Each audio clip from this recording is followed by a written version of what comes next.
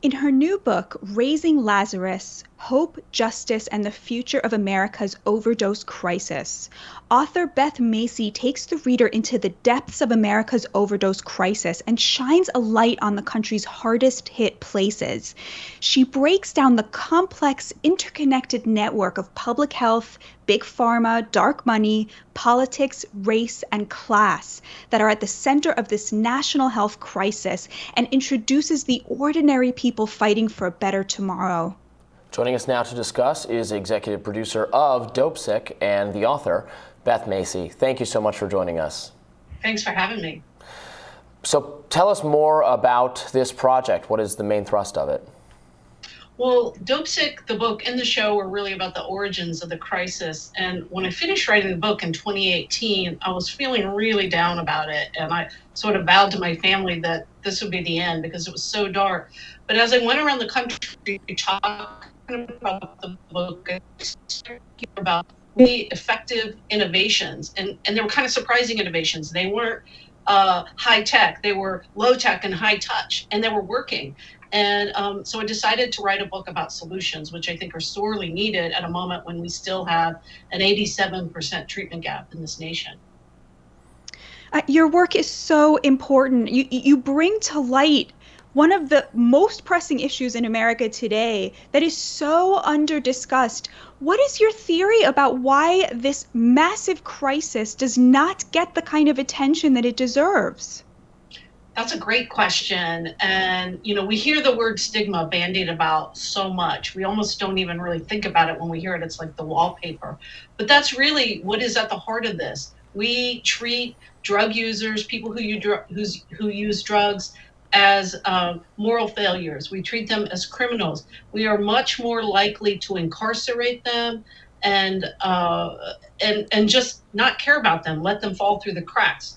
I mentioned that 87% treatment gap. That means that 13% of people with opioid use disorder, only 13% have managed to be able to get access in the past year. And until we make treatment easier to access than the dope, we're going to continue to see a rise in overdose deaths.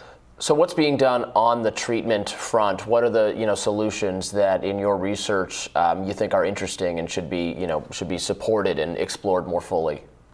Yeah, well, so the biggest one group of people who are addicted to opioids is the 40% that say they don't want to get better. They say they can't get better, and that's because they've been stigmatized every time they try. So the new book begins in a McDonald's parking lot next to a dumpster at night, where a nurse practitioner who's worked all day in a clinic is in his car delivering cutting edge buprenorphine care. It's a practice called low barrier or low threshold. And the whole approach is based on a harm reduction model, which says we're going to meet you where you are, even if it's in a tent or under a bridge. And so I chose to open the book because I found it so moving. The way the harm reduction worker, the nurse practitioner, said to this fella who was high when we met him, who was crying, who knew he was going to die if he didn't get off the needle. He said two things. One, you can get better. I know you think you can't. I know most of America thinks you can't, but you can. And two, don't disappear. And that's really the crux of this. That meant that even if he relapsed in the next week after he got on this treatment addiction medicine, he should still text him and he would meet him wherever he was. If not in the McDonald's parking lot, then in his home. Or if he was in a tent, he would meet him at his tent. And a lot of people would say, oh, this is coddling people, this is hug-a-thug, etc. But seriously, if we don't start to do this harm reduction approach, we have already lost 1 million people to overdose deaths. And if we don't do anything to abate it, it's predicted to reach 2 million by just 2030. God, those numbers are just staggering. I'm wondering, how did you, just psychologically protect yourself from just descending into, I'm sitting here talking to you about this for 10 minutes and I feel so sad and so helpless and hopeless. How was it for you doing this work? What is that like? Well, that's a very kind question. Thanks for even asking. I felt really hopeless at the end of writing DOPESICK, but in the new book, I really focused on the innovators and these treatment warriors. And I wasn't hopeless at all when I was with them because they were really bending over backwards, many of them working at the ragged edge of capacity to deliver cutting edge care.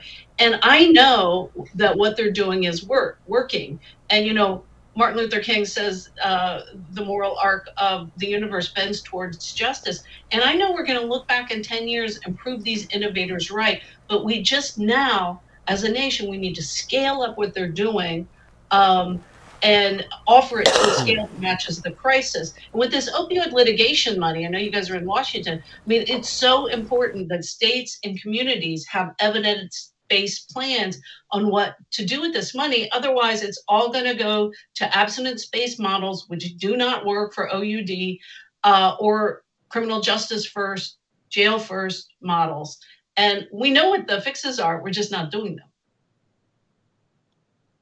Yeah, I wonder, so what is your response, to the kind of conservative argument, or even not conservative? Michael Schellenberger talks a lot about the kind of open air drug markets that have become these kind of massive homeless areas in San Francisco, and the same thing in Los Angeles.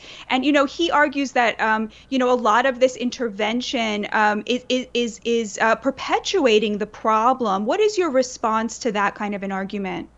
It's not. I have seen it work over and over.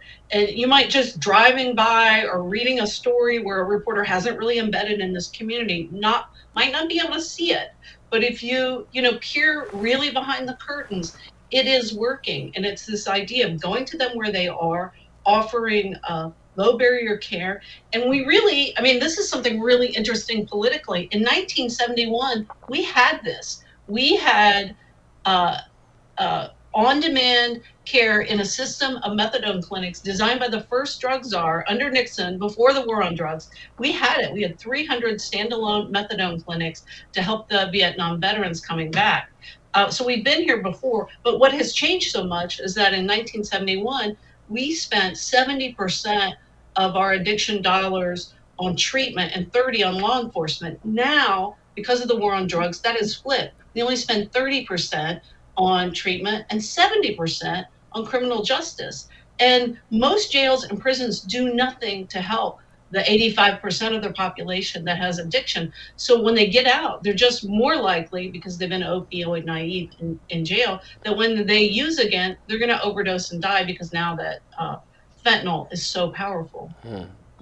Right, we've talked on this show about really treating fentanyl specifically more as like it's really poisoning, almost more so than drug addiction or something like that, because it's killing people who are taking a product, not necessarily with the knowledge that that's what they're consuming that often kills them. It's almost like the supply of drugs they're taking has been contaminated with this other vastly more powerful drug. What is that, if that approach or if that thinking is correct, what approach does that recommend? That's a really important argument for prevention models.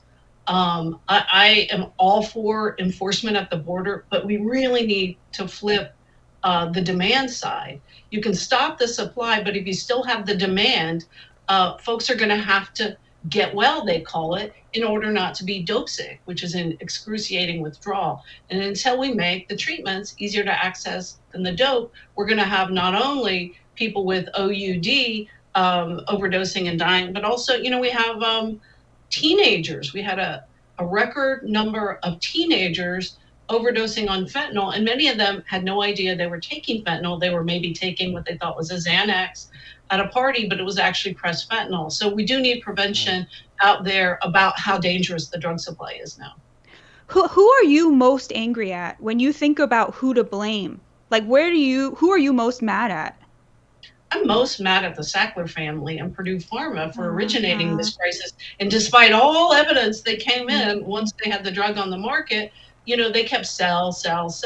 After 2007, when they pleaded guilty to fraudulently marketing the product, and they were supposed to follow corporate integrity agreements, they hired McKinsey consultants, the largest consultancy in the world, to come in to teach them how to do end runs around these agreements that they had, signed a statement that saying they were now going to play by the book, and they did not. They pleaded guilty again in 2020 to some of the same behaviors, and then they finagled themselves into bankruptcy court, which is currently on appeal. But if the bankruptcy settlement lands as they would like it to, they will end up walking away from this, having given up their company, which is proper and fair, but with a lot of their wealth intact, and wealth equals power.